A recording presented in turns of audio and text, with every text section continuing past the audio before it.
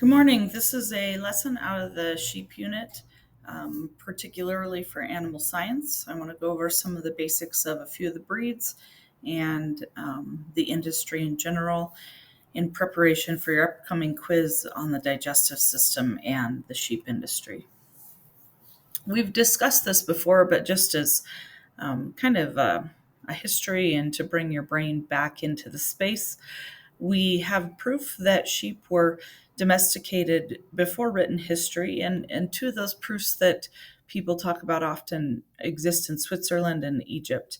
In Switzerland, they have remnants of wool that they have dated to be about 20,000 years old, and they know that there are Egyptian sculptures of sheep that are about 7,000 years old. So sheep have been part of our human societies for a very long time.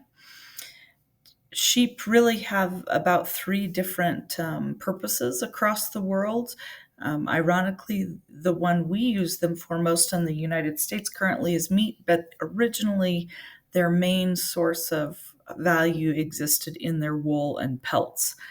This was one of the first times throughout history that there was fiber available for clothing instead of just animal skins, and so this was a significant advancement. Throughout the world, people also drink sheep milk and make cheese out of it pretty frequently, and the meat of both lamb and mutton is popular depending on the society. In the United States, we know that our original animals came over early, very early. Columbus has recorded that sheep were brought with him on his second voyage to um, the Americas, and Cortez brought sheep when he began to explore Mexico in the 1500s. At this time, the original concern was still wool, and meat was very secondary. As you work through the sheep industry, it's important that you understand a few terms. We know that wool is a modified hair. It has superior insulation, but it is a hair nonetheless. Um, Shepherds are those individuals that are taking care of the sheep, oftentimes out on the range with them, but sometimes in a farm flock. And then we talk about the difference between lamb and mutton. When we eat these two as a food product, the meat of an animal under 1 year of age is considered lamb, and over 1 year of age is considered mutton. This oftentimes has some things to do with the quality of the meat, and particularly in relation to the person's preference. Both meats are safe, and so it becomes kind of a quality and taste issue. We know that the sheep and lamb market has changed pretty significantly in the last 20 years, and we had been seeing a decline even before then. This graph shows from 1997 through 2017, and we notice a couple trends. The first is that we see downward movement in the number of head of sheep, and so we know that population has gone down.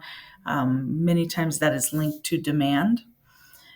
We know that the number of total sheep and the number of breeding sheep has stayed pretty parallel, meaning that the amount of sheep consumed is similar to the breeds in the United States. The United States is not the only place we eat lamb from, and so depending on where you shop and how the markets lie, oftentimes the lamb you purchase in the supermarket may have originated in another country. There are hundreds of breeds of sheep. We're just going to really focus in on 4 or 5 of them, but I will show you some pictures of several others. We're going to top the list with the Merino breed. This is a breed that originally came from Spain and is very important in the industry because it's kind of the mother of all the wool breeds of sheep. They produce the highest quality, densest fleeces, and so their value as a wool animal is pretty high. Oftentimes we can recognize them because they always have pink nostrils. They're all white. You'll notice the wool goes all the way down to the hoof. And they're pretty small framed. They're not as large framed as, say, a Suffolk or a Hampshire. When you begin to take the wool off and start shearing, you notice that merinos have wrinkles in their skin. That makes them a little bit more difficult to shear if you're not experienced. But overall, because of their value as a wool animal, they're the most common breed of sheep in the world. We can follow that with the Rambouillet breed. Rambouillet is a French breed of sheep. It's also known for its high quality, fine grades of fleece. It is very common in the United States and very common as a range sheep or as a crossbreed in a range sheep. We notice a couple of things. They are larger framed than merinos, but they still have that pink on the nose. That's a characteristic how you rank mini sheep, and they can have horns. Both polled and horn varieties are available, and that can be both on the male and the female. We're not going to focus too much on the Tarhi, but we do know it was actually created here in the United States um, for success on American ranges. We're not going to focus too much on Corriedales. They originally came from Australia and New Zealand. But we are going to take a look at Columbias. Columbia is one of the few breeds that originated in the United States and was bred by, I believe, USDA to be considered a dual purpose breed in its truest sense. The fleece grades range from medium to high, so that's a medium to high quality, but also they are a growthier, bigger sheep that produces good lamb, and so that makes them dually profitable. They're very widely used in commercial operations, significantly larger framed than the two we've talked about previously. We're not going to do much with Dorset, but I do want to point out both Suffolk and Hampshire to you. Suffolk is probably, and Hampshire, the two breeds you would see most at county fairs and other livestock shows. They're very common in a club lamb breed. They're not considered valuable for their wool so much. Their wool is a pretty low grade, but they do have pretty high quality carcasses. So we've kind of tipped the scale in the other directions now. In terms of how they look, you'll notice that the modified hair of wool is on the main part of the body, but the head and legs both contain black hair, which is a different texture than the wool. Suffolks can be significantly bigger than all of the meat breeds, and so when you're selling meat by the pound, that's a pretty substantial thing to think about. Similar qualities exist in the Hampshire breed. This breed actually originated in England and is one of the main meat breeds of sheep. We see it crossed with a lot of other breeds for a lot of reasons.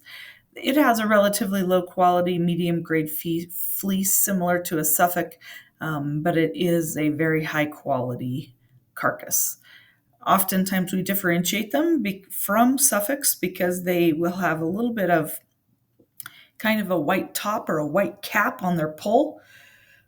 And sometimes that white wool gets down into the black hair on the legs as well. They're a very blocky shaped breed, and that's usually considered pretty desirable in the carcass and depending on the size and the length and the width. We won't spend much time here, but I did want you to see the pictures of some of these other breeds. This is a Suffolk. Was historically very popular. It's not very popular in Colorado anymore. High quality carcasses and a medium fleece. Kind of a significantly shorter breed. The Romney. Romney is a very high quality breed. They were bred specifically for their resistance to root rot. Many of you have seen the Lincoln breed. This is a very long open fleece, which is sometimes desirable in the industry, and so they have their popularity there. And Caracal, which is a breed that came from the Middle East. This is actually sometimes called a fat tail breed simply because of the shape of their rump area. They're actually a fur sheep, and so they're producing a pelt, not wool. This is getting to be a little bit more popular in the United States amongst hand spinners. And then there is a category of sheep that are actually called hair sheep. And so instead of shearing the wool off, they actually shed the hair like many other animals. The Dorper breed is one of the most popular, and it originated in South Africa. It's actually bred to handle those harsh conditions. They finish quickly, they have pretty desirable cuts, and they have a very mild fat flavor. This is a breed that is also a hair sheep. They're known because they're very prolific, meaning they have many lambs. And so the variety is pretty great amongst those breeds. When we start to talk about the producing of the meat lamb, we then take a look at how that works within our society. And it's important to realize that the United States is really the outliers in terms of lamb and mutton consumption, because it is far more popular in other countries than the US, where the beef industry is fairly significant. This is the average amount of lamb consumed in U.S. citizens per capita, and so that relates to their income. It ranges from 1970 to 2011, and you can see that trend that I was talking about earlier, where we saw a pretty significant decline and then a very slow decline. So I saw a statistic once that was something like the average American citizen eats like 76 pounds of beef a year. That number was closer to 2 pounds for lamb. Obviously, some families eat a lot of lamb, some eat none, and so that's an average. But it is worth knowing we're talking about a significantly smaller industry. We notice that the quality of the meat in lamb, in terms of quality grading, changes as the meat ages. And so this chart here shows you two things. The first is maturity across the top. And so the best quality grade would be prime, where the lowest would be cull. And as they age, you see that more of them fall into lower categories. And so young lamb, older lamb, and yearling mutton, we still can see some prime carcasses in, but then we don't see any prime in the mutton category. On the left and right sides, we're comparing that with what's called flank streaking. This is a way for you to judge in the flank area how much finish is on that animal all over the place. And that's because the way lambs put on fat is, by the time they've put it on in the flank, they've put it on in other places that are desirable. So the more finish or fat, the higher that carcass will rank. In conjunction with this lecture, I will post a picture of the wholesale cuts of lamb that I would like for you to learn in preparation for the quiz tomorrow.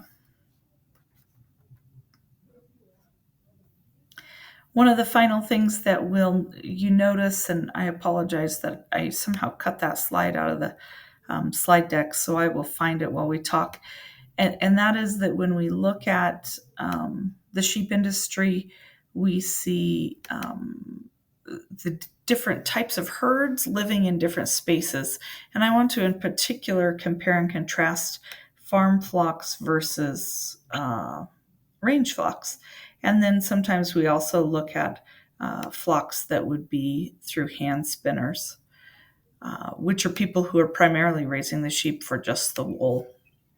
I'm not sure how I missed this. I apologize for that, but I do want to share it with you. We see range producers being those that have typically over 500 head. They're utilizing public lands, and the sheep spend the majority of their life on the range and grazing. This is a beneficial practice because it helps keep national forest feed low and manageable for fire efforts. We know that animals on the land, when done in moderation and appropriately, helps fertilize and retract plant growth. But we do want to always follow those rules, like take half, leave half, and prevent overgrazing. In range producers, they're making money off of both wool production and their lambs. We've talked in class about how many of them would say to make a profit, each of those ewes needs to have twins. One pays for the ewe's upkeep, one is their profit. Some of the struggles that we have are that sometimes the wool gets dirty on the range, and sometimes we have predator loss on the range. And so people who are selling their wool at higher values actually will tend to do some things to clean the wool. We also see a lot of livestock guardian dogs and shepherds with flocks to keep them safe. We can contrast that with a farm flock producer. Farm flock producers usually are on much smaller acreage that is private ground. Typically, in this scenario, the lamb is the essential commodity, and we're talking less than 100 in the herd. Uh, this management style can be a little bit more detailed in terms of if we're raising club lambs or things like that, but it still is rather large scale production compared to hand spinning flocks. Hand spinning flocks of sheep usually are produced only for the wool. The carcass is a byproduct almost, and we're talking less than 25 sheep. And they often go to extensive lengths to protect that wool because of the quality. They might be blanketing it year round or even just in the fall. These are typically smaller acreages, and they're making the bulk of their money off of high quality wool, so the animals dealt with a little bit differently. I hope this will help you prepare for your quiz tomorrow and also have a better grasp of the lamb and sheep industry. Have a lovely day.